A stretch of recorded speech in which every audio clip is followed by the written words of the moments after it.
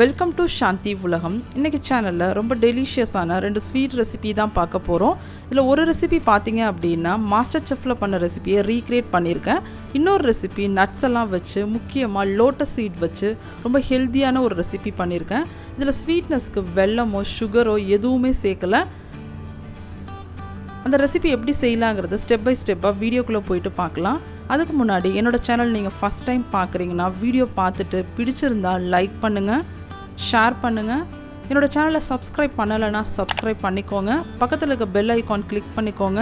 அப்போ நம்ம போடுற வீடியோ உடனுக்குடனே நோட்டிஃபிகேஷனில் வரும். ஃபஸ்ட்டு ரெசிபி மாஸ்டர் செஃப்பில் பண்ண அந்த சீதனங்கிற ரெசிபி பார்க்கலாம்.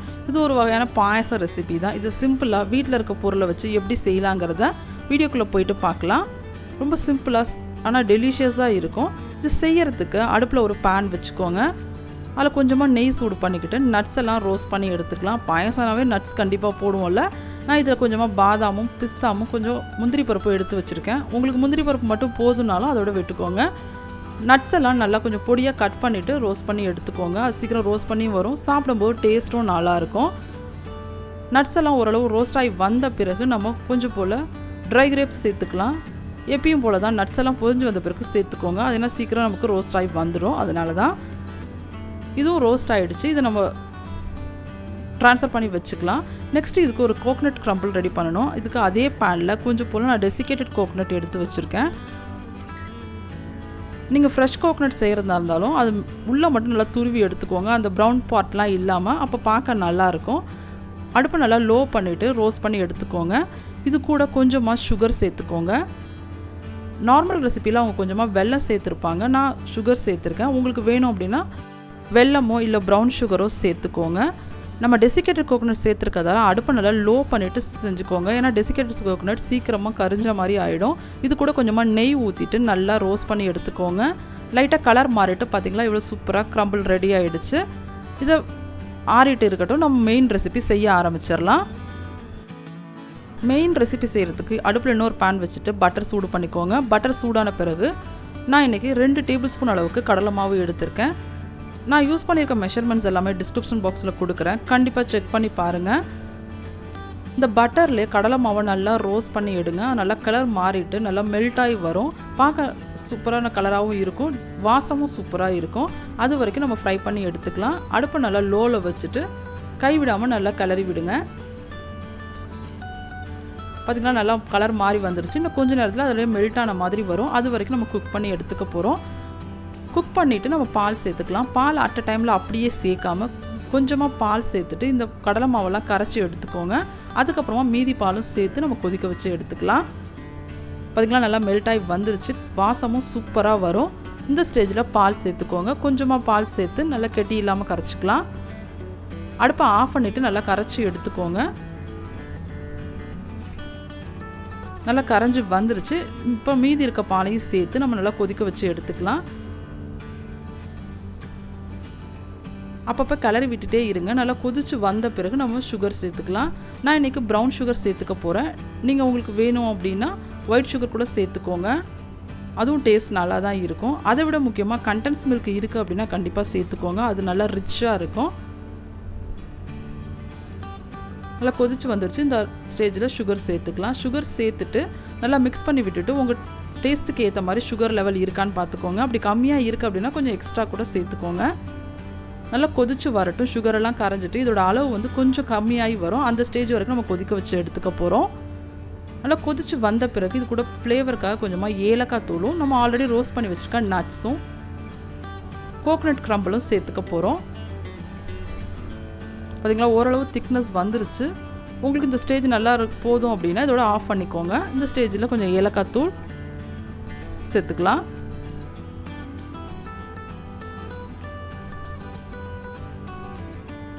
ஏலக்காய் தூள் சேர்த்துட்டு நல்லா மிக்ஸ் பண்ணி எடுத்துக்கோங்க. நட்ஸை வந்து அப்படியே எல்லாமே சேர்க்காமல் கொஞ்சமாக சேர்த்துக்கோங்க. சர்வ் பண்ணும்போது அதில் கொஞ்சம் சேர்த்து கொடுத்தீங்க அப்படின்னா சாப்பிடும்போது வாயில் கடிப்படும் போது டேஸ்ட் சூப்பராக இருக்கும்.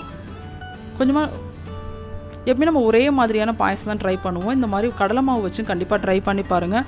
டேஸ்ட் அட்டகாசமாக இருந்தது. ட்ரை பண்ணி பார்த்துட்டு உங்களோட ஃபீட்பேக் கமெண்ட் பாக்ஸில் கொடுங்க. சிம்பிளான இந்த ரெசிபி பிடிச்சிருந்தா கண்டிப்பாக லைக் பண்ணுங்கள், ஷேர் பண்ணுங்கள். மாஸ்டர் செஃப்பில் அவங்க பண்ண மாதிரி ரெசிபியை லைட்டாக நான் ரீக்ரியேட் பண்ணியிருப்பேன்னு நினைக்கிறேன். கண்டிப்பாக உங்களுக்கும் பிடிக்கும், ட்ரை பண்ணி பாருங்கள். அவ்வளோதான், அடுப்பை ஆஃப் பண்ணிக்கலாம். இது சில்லுன்னு சர்வ் பண்ணால் டேஸ்ட் சூப்பராக இருக்கும். கிட்ஸுக்கும் ரொம்ப பிடிக்கும், கண்டிப்பாக ட்ரை பண்ணுங்கள். நெக்ஸ்ட் ரெசிபி என்னங்கிறத பார்க்கலாம். நெக்ஸ்ட் ரெசிபி பார்த்தீங்கன்னா நான் இன்றைக்கி நட்ஸும் கொஞ்சமாக லோட்டஸ் சீடு வச்சு இந்த ரெசிபி செஞ்சுருக்கேன். முக்கியமாக இந்த லோட்டஸ் சீடோட ஹெல்த் பெனிஃபிட்ஸ் பார்த்தீங்க அப்படின்னா இது வெயிட் லாஸ்க்கு ரொம்ப நல்லது. உடம்புல சுகர் லெவலாக நல்லா பேலன்ஸ் பண்ணுறதுக்கு ஹெல்ப்ஃபுல்லாக இருக்கும். பெரியவங்கலேருந்து சின்னவங்க வரைக்கும் கண்டிப்பாக இந்த ரெசிபியை ட்ரை பண்ணலாம். வாங்க இந்த ரெசிபி செய்ய ஸ்டார்ட் பண்ணிடலாம். இது செய்கிறதுக்கு அடுப்பில் ஒரு பேன் வச்சுட்டு நெய் சூடு பண்ணிக்கலாம். ஃபஸ்ட்டு இந்த லோட்டஸ் சீடை நம்ம ரோஸ்ட் பண்ணி எடுத்துக்க போகிறோம். இதோட மெஷர்மெண்ட்ஸும் நம்ம டிஸ்கிரிப்ஷன் பாக்ஸில் கொடுக்குறேன், கண்டிப்பாக செக் பண்ணி பாருங்கள். இந்த லோட்டஸ் சீடை ரோஸ்ட் பண்ணுறதுக்கு முன்னாடி நீங்கள் கையில் அழுத்தி பார்த்தீங்க அப்படின்னா நல்லா சவன்னு இருக்கிற மாதிரி இருக்கும். ரோஸ்ட் பண்ணிவிட்டு நம்ம அமுக்கி பார்த்தீங்க அப்படின்னா நல்லா நொறுங்கின மாதிரி வரும். அது வரைக்கும் நம்ம ரோஸ்ட் பண்ணி எடுத்துக்க போகிறோம். நெய் அதிகம் ஊற்றணும்னு அவசியம் இல்லை, கம்மியாக ஊற்றிக்கோங்க. ஒரு அரை டீஸ்பூன் அளவுக்கு ஊற்றிட்டு நல்லா ரோஸ்ட் பண்ணி எடுத்துக்கோங்க. லைட்டாக கலரும் சேஞ்ச் ஆகி வரும். ஃபஸ்ட்டே சொன்ன மாதிரி கையில் அழுத்தி பார்த்திங்க அப்படின்னா நல்லா நொறுங்கின மாதிரி வரும். அது வரைக்கும் நம்ம ரோஸ்ட் பண்ணி எடுத்துக்க போகிறோம்.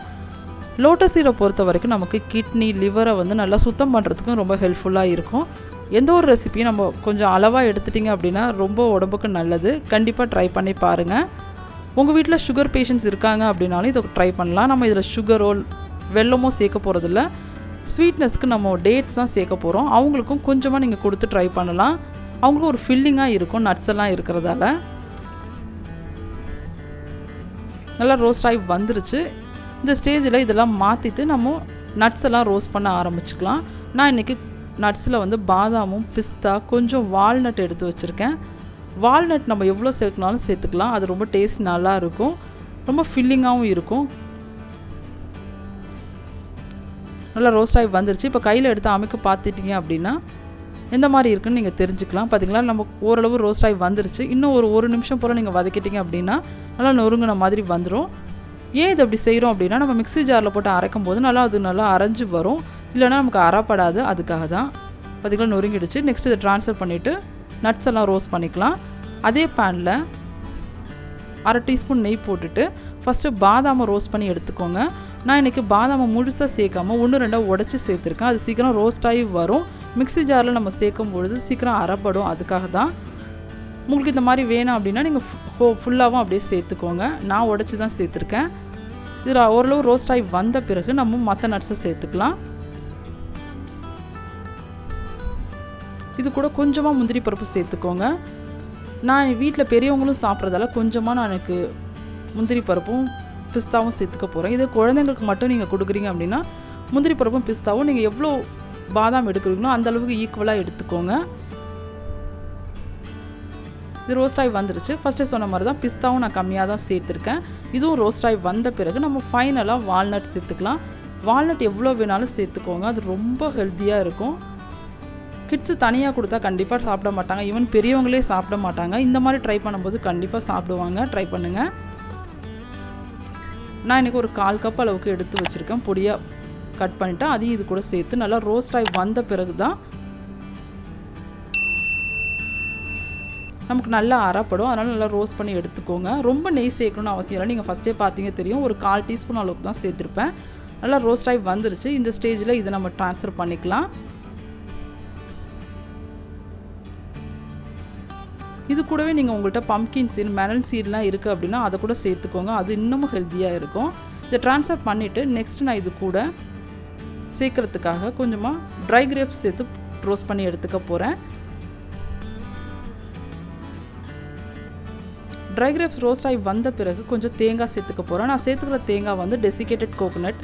உங்கள்கிட்ட டெசிகேட்டட் கோகோனட் இல்லை அப்படின்னா இந்த ஸ்கிப் பண்ணிக்கோங்க. ஃப்ரெஷ் கோகோனட்லாம் சேர்க்க வேண்டாம். அது சேர்த்திங்க அப்படின்னா அது ஸ்டோரேஜ் பண்ண முடியாது. அதுக்காக தான்.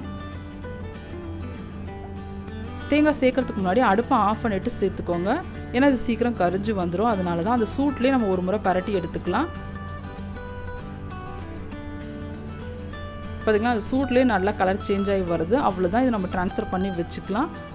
நான் நெக்ஸ்ட்டு இதுக்கு யூஸ் பண்ணியிருக்க டேட்ஸ் பார்த்திங்க அப்படின்னா ஃப்ரெஷ் டேட்ஸ் தான் யூஸ் பண்ணியிருக்கேன். நான் அதை தோலெல்லாம் எடுத்துகிட்டு உள்ளே இருக்க சீடெல்லாம் எடுத்துகிட்டு நல்லா பேஸ்ட் பண்ணி எடுத்து வச்சுருக்கேன். இது ரோஸ்ட் ஆகிடுச்சு. இதை எடுத்து வச்சுட்டு அதே பேனில் நம்ம ஆல்ரெடி நான் சொன்ன மாதிரி டேட்ஸ் பேஸ்ட்டை எடுத்து வச்சுருக்கேன். நீங்கள் ட்ரையானது எடுக்கிறீங்க அப்படின்னா ஒரு 1/2 அன் ஹவர் சுடு தண்ணியில் நல்லா ஊற வச்சிட்டிங்க அப்படின்னா அது தோலெல்லாம் எடுத்துட்டு சீடெல்லாம் எடுத்துட்டு நல்லா பேஸ்ட் பண்ணி எடுத்துக்கோங்க. நல்லா ஸ்மூத் பேஸ்ட்டாக எடுத்துக்கோங்க. அப்போ தான் டேஸ்ட் நல்லாயிருக்கும். ஒரு 2 நிமிஷம் போல் அந்த சூட்லேயே நல்லா பரட்டி எடுத்துக்கோங்க. அவ்வளோதான், சூப்பராக டேட்ஸ் பேஸ்ட்டும் ரெடி ஆகிடுச்சு. நெக்ஸ்ட் நம்ம ஆல்ரெடி ரோஸ்ட் பண்ணதெல்லாம் அரைச்சி எடுத்து இதில் சேர்த்துக்கலாம். நான் ஃபஸ்ட்டு அந்த லோட்டஸ் சீடை நல்லா குறப்பாக அரைச்சி எடுத்து வச்சுருக்கேன். ரொம்ப ஃபைன் பவுடராக அரைக்காதீங்க. லோட்டஸ் சீடை அரைச்சது சேர்த்தாச்சு. நெக்ஸ்ட்டு நட்ஸ் எல்லாம் கொஞ்சம் கொஞ்சமாக பொடி பண்ணி சேர்த்துக்கோங்க. பார்த்திங்கன்னா நான் குறப்பாக தான் அரைச்சிருக்கேன். கண்டிப்பாக அதே மாதிரி நீங்களும் அரைச்சி எடுத்துக்கோங்க. அப்போ டேஸ்ட் நல்லாயிருக்கும். நட்ஸ் எல்லாம் சேர்த்துட்டு நம்ம ஆல்ரெடி சேர்த்து வச்சுருக்கோம்ல ட்ரை கிரேப்ஸும் தேங்காய் அதையும் இது கூட சேர்த்து நல்லா மிக்ஸ் பண்ணி எடுத்துக்கோங்க. இந்த டேட்ஸ் பேஸ்ட்டு நல்லா அது பைண்ட் ஆகி வரும். ஒருவேளை பைண்ட் ஆகி வரல அப்படின்னா கொஞ்சம் இது போல் நெய் கூட கொஞ்சம் சூடு பண்ணி சேர்த்துக்கோங்க. நல்லா அது பைண்ட் ஆகி வந்துடும். உங்களுக்கு பிடிச்சமான ஷேப்பில் செஞ்சு வச்சுக்கோங்க. முடிஞ்ச அளவுக்கு குட்டி குட்டியாக நீங்கள் ஷேப் பண்ணி எடுத்துட்டிங்க அப்படின்னா டெய்லியும் ஒரு பீஸ் கொடுக்கறதுக்கு கரெக்டாக இருக்கும். நான் இன்றைக்கி கொஞ்சமாக உருண்டையும் கொஞ்சமாக பட்டர் ஷீட்டில் போட்டு கொஞ்சம் ஷேப் பண்ணி எடுத்திருக்கேன். நம்மளோட விருப்பம்தான். உங்கள்கிட்ட குக்கி கட்டர்லாம் இருக்குது அப்படின்னா அதில் கூட ஷேப் பண்ணி எடுத்துக்கோங்க. அப்போ அது குழந்தைங்க கொடுக்கும்போது பார்க்க ஒரு அட்ராக்ஷனாகவும் இருக்கும். அவங்களும் விரும்பி சாப்பிடுவாங்க. ஹெல்த்தியான இந்த ரெசிபியை கண்டிப்பாக ட்ரை பண்ணி பாருங்கள். ட்ரை பண்ணி பார்த்துட்டு உங்களோட ஃபீட்பேக் கமெண்ட் பாக்ஸில் கொடுங்க. எனக்கு இந்த டேட்ஸ் பேஸ்ட்லேயே அது நல்லா பைண்ட் ஆகி வந்துருச்சு. சூடு ஆறின பிறகு கையாலே நல்லா மிக்ஸ் பண்ணி எடுத்துகிட்டு ஷேப் பண்ணி எடுத்துக்கலாம். இன்றைக்கி அப்லோட் பண்ண 2 வீடியோவும் கண்டிப்பாக உங்களுக்கு பிடிச்சிருக்கும்னு நினைக்கிறேன். கொஞ்சம் டிஃப்ரெண்ட்டாகவும் இருக்கும், ஹெல்த்தியாகவும் இருக்கும். இதே மாதிரி ரெசிபி நம்ம சேனலில் ஆல்ரெடி டேட்ஸ் வச்சு ஜாம் ரெசிபி குக்கீஸ்லாம் போட்டிருப்பேன். அதை கண்டிப்பாக ட்ரை பண்ணி பாருங்கள். அதோட லிங்க் டிஸ்கிரிப்ஷன் பாக்ஸில் கொடுக்குறேன். பார்க்காதவங்க செக் பண்ணி பாருங்கள். நட்ஸில் எவ்வளோ ஹெல்த் பெனிஃபிட்ஸ் இருக்குன்னு கண்டிப்பாக உங்களுக்கே தெரியும். இது ரொம்ப நல்ல இம்யூனிட்டி பூஸ்டராகவும் இருக்கும். இப்போ இருக்க சீசனில் இது கண்டிப்பாக நமக்கு தேவைப்படும். ஈவினிங் டைமில் இது ஒன்று கொடுக்கும் பொழுது ரொம்ப ஒரு ஃபில்லிங்காகவும் இருக்கும். டெய்லியும் கொடுக்காட்டியும் அட்லீஸ்ட் 1 to 1 நாளாச்சும் இந்த மாதிரி நட்ஸ் வச்சு கண்டிப்பாக ட்ரை பண்ணி கொடுங்க. குழந்தைங்களுக்கு, பெரியவங்களுக்கு அவங்களுக்கு ஒரு ஃபில்லிங்காக இருக்கும். நெக்ஸ்ட் ஒரு இன்ட்ரெஸ்டிங்கான வீடியோவில் உங்களை மீட் பண்ணுறேன். தேங்க்ஸ் ஃபார் வாட்சிங்.